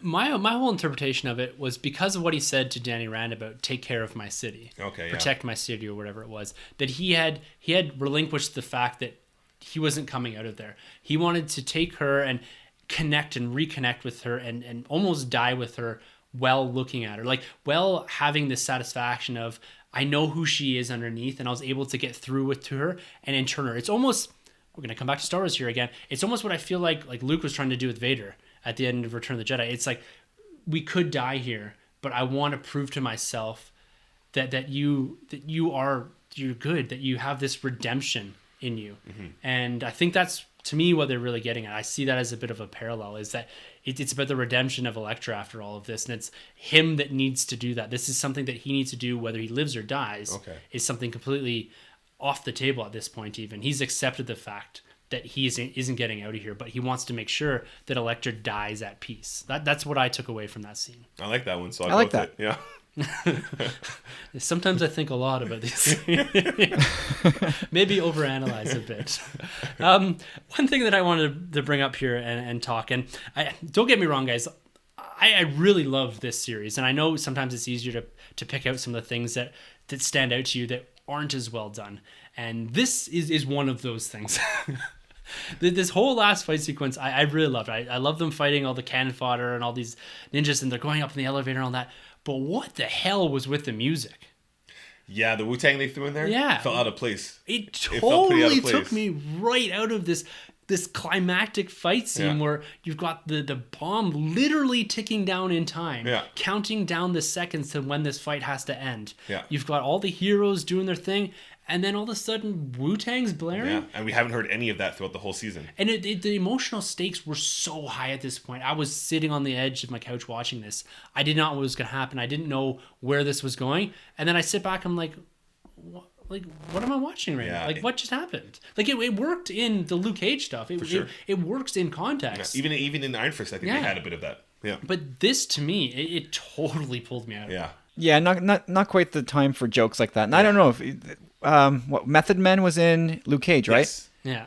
Amazing little cameo there. I don't know, maybe they had some kind of deal to get some Wu-Tang in at some point, and this is where they thought fit best. But if it was a joke or supposed to be funny, I don't know. It kind of fell flat. Yeah, it brought down the stakes for sure for me. You do this to me when you have Iron Fist and Luke Cage fighting a bunch of at some point early on. Or each other, when they're fighting each other even. That's when you bring, to me, that feels like a moment where, okay, this makes sense. If you got a bit of this in Luke Cage and a bit of this in Iron Fist, sure, I get that. But at probably the most critical moment in the movie, I don't want to be pulled out. I want to hear the cinematic theme that they've got in there, that they've built into this, and that really took me out. They dropped it hard too. Yeah. Because it was all, and then it drops, and then you got Daredevil flinging all over the place, kind of half to the music, kind of half, like, so it was like, what is happening? Like, was that the first choice, really? Yeah, that's a little different.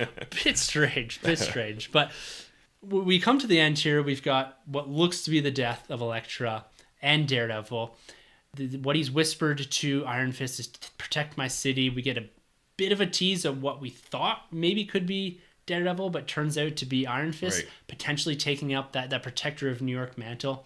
Everyone has seemingly gone their own ways. We get some connection with Jessica Jones and Luke Cage. But as we go through into what I'll call the end credit scene here, we've got Matt Murdock laying in what appears to be some sort of Catholic hostel of some sort, and a nun named Maggie is called, which is his mother in the comic books. And this scene is directly from a shot in the comic books. Born Again. From Born Again. So they're really teasing hard what they're going to do next in Daredevil. And I like that. I think that this is an appropriate way to end it. This is, as far as I'm concerned, this was a continuation of the whole Daredevil arc. And they're ending it here with, here's what's coming next. We're kind of taking this point forward, and we've teased everyone with Daredevil. So like you said at the start here, Kyle, here's your jumping on point. Here's your excitement factor for Daredevil Season 3, which is, I believe, one of the next ones to drop outside of Jessica Jones Season 2. Okay. Yeah. No, again, just seeing that end shot there with Matt Murdock and potentially his mother, again, just kind of solidifies that this is like Daredevil's show still, pretty much. You know, so it is a great shot. We all knew obviously he wasn't going to die. This is the right way. DC could take notes here, but this is the right way how you kill a character off, and then you kind of show that he's still around. Yeah. As opposed to Superman. But yeah, all in all, I really like what they did there. Yeah. And well, if they're going to Born Again next, boy, that's gonna be tough. Yeah. Yes, it is. It's gonna be tough, especially for Paige. Yeah. Right. Oh man, I've developed a little bit of a thing for her, and I may ask you guys to let me know which episode to skip. It's gonna be a tough series. I think they're going that way. Like they got to elevate these things now. What I've seen in the MCU is as you progress through the individual series, the movies, it's all about escalation. Things get bigger, things get worse to some degree, and Daredevil's doing that. Like we've got Punisher Season 2. Yeah. Born Again storyline in Season 3. It's going to get heavy, real heavy, real quick. So a question for you guys with the Netflix series, obviously, or the MCU, we always have the trilogy is kind of the KO. That's it. That's the finale.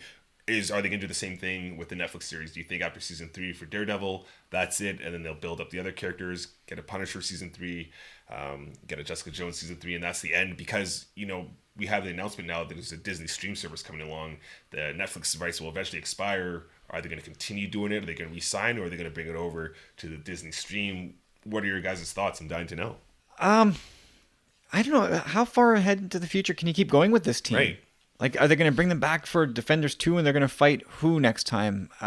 Kingpin. Oh, that would be really cool. I mean, Vincent D'Onofrio's... I would say Vincent D'Onofrio might be the most compelling villain in the entire MCU, period. I think you'd find movies, TV, and Netflix combined. I'm with you. He's unbelievable. a lot of people will agree with you there. Yeah. He's just so...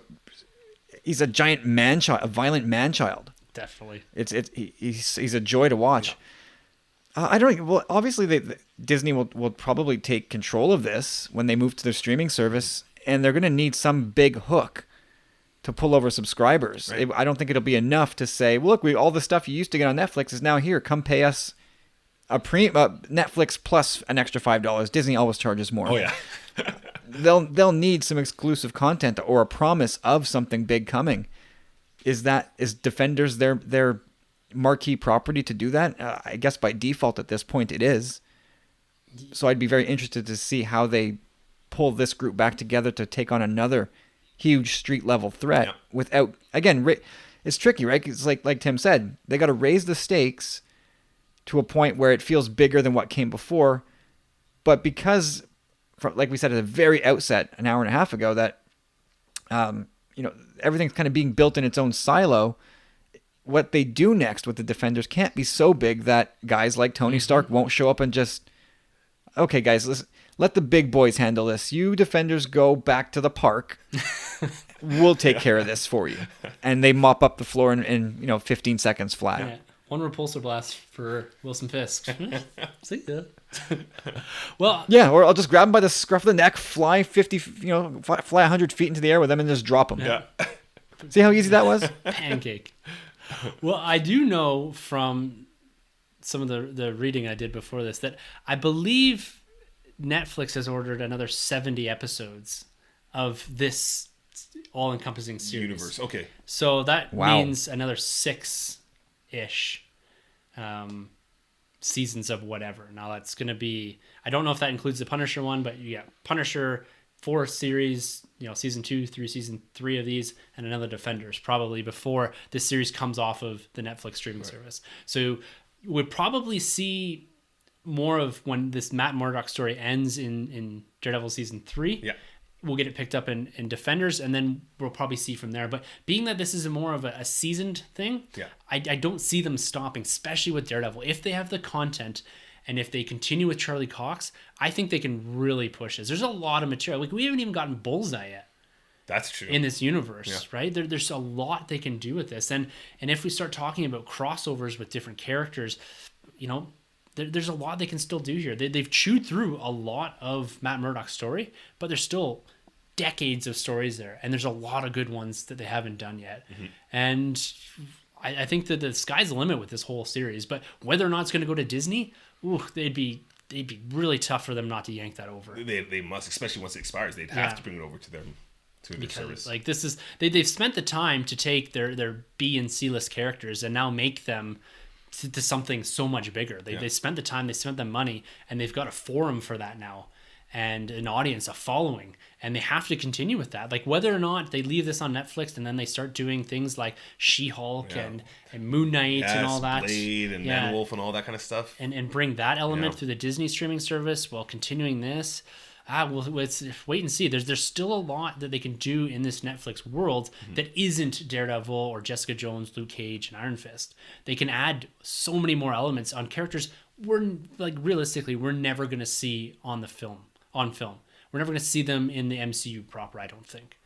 Yeah, it's tough to say. I think if anyone could do it, it's Daredevil or Kingpin. Yeah. If anyone can make that jump, it's one of those two. I agree with both of those, but I'm talking about your She-Hulks and Moon Knights and all that. Like, yes, of course. Yeah, right. you have that ability to get these characters on the screen, make a bit of money at the same time, and actually make them in that environment, especially like Moon Knight and that they need to be in. You can't do a kind of Iron Man-esque Moon Knight. No. This needs to be pretty violent at gritty times. 8 episodes. Yeah, needs to be there. But I could see this going for quite some time. I don't see them running this out at any point in time Right. in the near future. Television though is tough though. Yeah, it is. It is tough. I mean, look at Lost. Yeah, but do you consider the Netflix television like?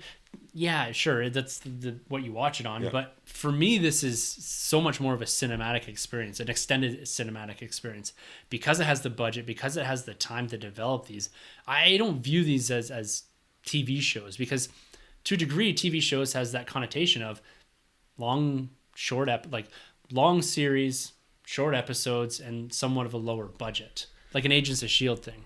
Right. But this, to me, is cinematic. The Daredevil especially. Yeah. But I mean, even if you look at things like Game of Thrones, Yeah, true. Breaking Bad, they can only go so long, even with that hour or 55-minute time frame. Yeah. It'll be tough to maintain for a while, especially if you think about it.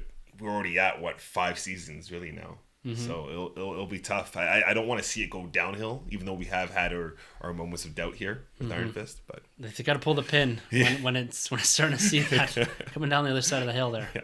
But I got one question for you guys. Very random. This just came to me. If you could have one superhero from anywhere in the MCU guest star in the same way that Punisher did in season 2, who would you want paired with Daredevil in season 3? Anywhere in the MCU. I'm gonna let you go first because I know who you're gonna say. I need a minute to think. You know, I'd want to say Spider-Man, but I think he's just too young right now at this point. I want to see the more college student, the 22-year-old Peter Parker interact with Daredevil. You know, actually would be really cool is Bruce Banner. You know, at one point Hulk did have Matt Murdock be his lawyer, and they kind of had a cool relationship going on there. So that would be kind of neat. It'd just be too hard to put the Hulk in that world. I mean, it just looks. You'd actually have to put Hulk back in Harlem. You'd actually have to put Daredevil in the MCU. Yeah. Well, then you can have Luke Cage and Hulk tangle a little bit. I don't know how There you go. that probably doesn't go very well for Luke, That would be pretty cool. but it might be cool to see. Yeah. That's who do you have? I was thinking Ghost Rider. Like a real Ghost Rider or the one from Agents of S.H.I.E.L.D.?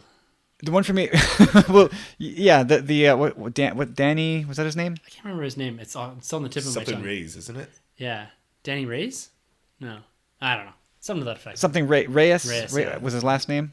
But yeah, the MCU, that Ghost Rider brought into Netflix, just give him an additional edge. That'd be pretty cool. I think that would be a pretty cool thing. Oh, interesting. Like that.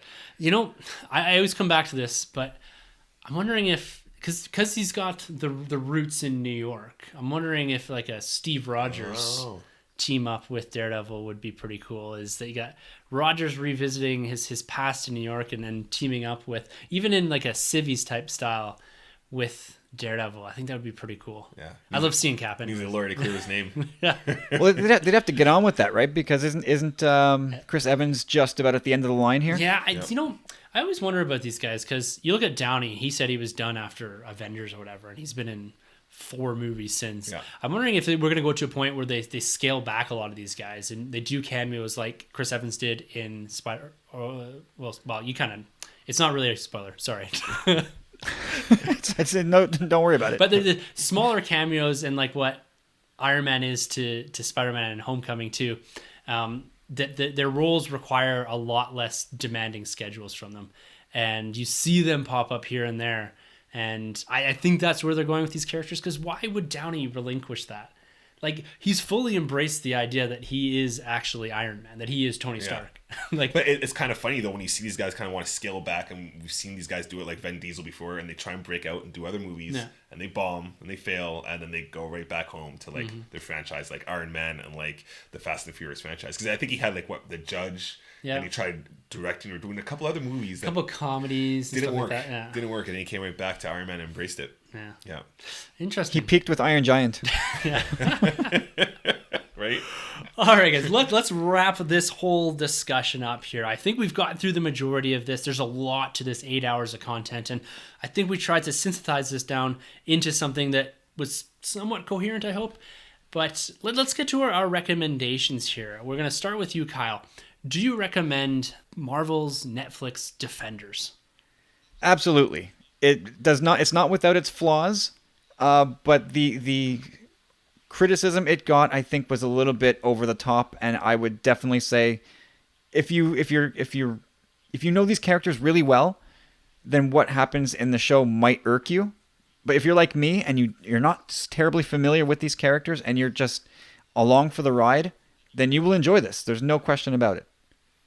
Yeah, I agree there right with you. I mentioned before I skipped out on Iron Fist, but this got me right back into it. You owe it to yourself if you're a fan of Daredevil season 1 or 2, because again, this doesn't conclude his story, but obviously it carries over his story. So I recommend it, and it actually kind of brought back my faith into the Netflix series, because I started to have my doubts, honestly, with the half of Luke Cage and then with Iron Fist. This really brought me back into the forefront of the Netflix series, and I'm buying my Marvel Legends again now for Netflix. So got me on board. So yeah, I recommend it absolutely. Well, I'm going to have to echo both of your guys' thoughts there, and I'm going to steal a little bit here from Kyle from the top when he pointed out that this was, in fact, a good jumping on point. I completely lost interest in committing the time to these series, and we get this 8 episodes that the writing's tightened up. Yes, we discussed a few of the flaws and the missteps, and sometimes that's easier to focus in on, but there's a lot of really great elements here. The Daredevil story is absolutely fantastic in this. The interaction and chemistry between our heroes is great, and overall the narrative, the driving together of the Defenders, I find is almost more organic than anything we've seen in a team. And I absolutely love that element of it. There's some of it that veers into the mysticism that I'm not particularly fond of, but overall, wrapping up this hand arc and wrapping up what we've built into over the last 5 series here, over the last 5 seasons, I think this does a really good job at tying a nice bow on all this, and I'm ready to jump forward. I'm ready to get into Daredevil Season 3. I want to see more of Jessica Jones and Luke Cage. I really want to see a Heroes for Hire now. I've seen that interaction between the two of them. I want more of it. So, yes, definitely recommend. This is a great jumping on point. If you're listening to this, looking for a reason to get into this universe, this can be your jumping on point. You can go backwards like you do in the comic books, pick up Daredevil season 1 and 2, or you can just continue forward with this whole narrative that I think they're going to continue to build and tie these individual seasons pretty closely together until we get to another Defenders at some point down the road, because it is coming. And the next big one is Punisher, and that's the one I'm really looking forward to. So, oh yeah, that's great. We got 3 recommends for the Defenders. We've got one more thing to discuss quite quickly, and I mentioned it here, and that is Punisher. We got a little bit of tease at the end of this. Are you guys looking forward to Punisher? Definitely. John Bernthal killed that role. Oh, man, I can't wait to see this. Can't wait to see it. Yeah. Seeing his twisted side in The Walking Dead, talking about John Bernthal, applying that to Frank Castle, I'm all in. He sold me right off. Like the minute they announced him as Punisher, I was like, damn. Nailed it. Perfect. Yeah. Like, just stop everything. They win. And I think a quick teaser dropped out today, didn't it? It did. I saw it on Instagram. Looks intense. Really, like John Bernthal looks possessed and frightening. Yeah. And that's good news for us as viewers, bad news for people that are on his bad side. Yeah. So apparently that's going to drop here in November. They're being a bit cagey as to when the exact release date. They're playing a lot of this confidentiality to the Punisher and his history. There's an episode called Kandahar, so we're going to revisit some of his time in the military and builds into this psyche of Frank Castle. So I'm really looking forward to that. Glad we got a little tease here. And overall, the Netflix series, I think we're back on track here. We're going into what is probably going to be one of the bigger series with Punisher. And then we're going to follow that up here with what's coming out with the rest of them. Luke Cage season 2 is confirmed. Jessica Jones season 2. Daredevil season 3. So we've got a lot coming at us. A lot of content to review. And I'm hoping down the road, Kyle, we can have you back here on the Nerd Room to review some more, whether it's films, Netflix series, or whatever. You're always welcome here, man. It's been absolutely fantastic having you here. You say the word and I will be here, man. This has been so much fun. Thanks for having me. Yeah, it's been great. So Kyle, before we sign off here, why don't you tell everyone where they can find you on the internet and what you've been up to kind of roaming around in the Star Wars and Tumbling Saber podcast? Well, I'm at Tumbling Saber on Twitter, on Facebook, and on Instagram. I love just chatting Star Wars and all things geek on the social media, so come say hi. I would love to follow you back and have all kinds of fun with you there. And like Tim said, we've got the Tumbling Saber podcast. Every week my brother and I get together and break down the Star Wars news and ramble about a whole bunch of random stuff for sometimes we just go way too long, and that's why they make a stop button. But we have an awful lot of fun doing that. and we've also got Sith Disturbers, Journals of the Willing, and something new coming out late this week. So as you listen to this podcast, it may or may not already be dropped. We'll see. Yeah. But something new is coming. No. And Rebels, and of course yeah. I can't not mention Rebels. Yeah, it's So we're busy over at Tumbling Saber. Yeah. A lot of Star Wars content. these guys are an absolute appointment listening for me. All their different podcasts absolutely nail it. It's great to have the niche podcast with the Journals of the Willing. Sith Disturbers is a lot of fun. That's usually one of my Friday listenings. And why don't you tell everyone quickly about your Patreon program? Oh, well, you know what? We decided that, because we generate so much content that we just wanted to see if we can offset our costs. So we have the Powerful Friends program, which we set up for like $2 to $3 a month. And it gives you, we decided to take Sith Disturbers, which a lot of people enjoy. It's just me and my brother being completely flaky and sometimes a little crass, but always very nerdy. So we took that show and we just put it completely underground. It is exclusive to our Powerful Friends, as we call them. And that show will never go public again. It's exclusively for people who just are good enough to support us. So we do that there. We also do newsletters and giveaways. We gave away a 40th anniversary Tusken Raider a few weeks ago. That. Yeah. That went across to the UK. So we do international shipping. No worries about that. We're about to give away a couple of 3 3/4 Lukes in a couple weeks' time. And our director of promotions, Chop Rules with a Z, he's let me in on a couple of other procurements that he's picked up for the giveaway. So yeah, we just love spoiling our listeners. We love to just thanks for listening. Here's a 40th anniversary figure. Here's a Black Series figure. Here's Old Man Luke. Live it up, guys. That's awesome. I highly recommend for me for all the things that these guys do. I'm part of the Powerful Friends program, and I'm loving getting Sith Disturbers here, and I'm looking forward to see what Corey's got rolling down for the next giveaway here. And it's gonna be fun, man. Oh yeah, it's great stuff. Make sure you get over there and check out everything that Tumbling Saber's doing. And Tumbling Saber, like us at the Nerd Room here, we're also part of the Star Wars Commonwealth. So there's a whole slew of different podcasts out there, including Talk Star Wars, Generation X-Wing, of course Tumbling Saber, got Rogue Squad Pod, Skyhoppers, and San Diego Saber. So everyone's pumping out all kinds of content. We're building into The Last Jedi here, so there's going to be just a mountain of podcasts to get through here in the next little bit. And we always try to summarize all what's going on in the Commonwealth over on the nerdroom.net. Try to once or every 2 weeks and just give people some insight as to what everyone's doing. And for us here at the Nerd Room, if you'd like to be part of this show, you can always email us at thenerdroom@gmail.com. You can hit us up on Twitter. Our handles are always at the end of the episode. You can comment on our Facebook or YouTube pages, or you can grab us over at our website, thenerdroom.net. You just go over to contact us. You can find us there, and you can scroll through some of the posts that we do up there. We're not a late-breaking news type of website. We're more of a let's fill in some of the content we don't get to on the podcast and fill in some of that content that is better suited in written form. So that's what you're going to find over at thenerdroom.net. And we're going to be back next week, and we're also going to be continuing our MCU retrospective series with Avengers when we find some time to actually sit down and record it, which is proving to be more difficult than we'd like. But it will be dropping at some point this September. We only got a couple more weeks, so we're running out of time here.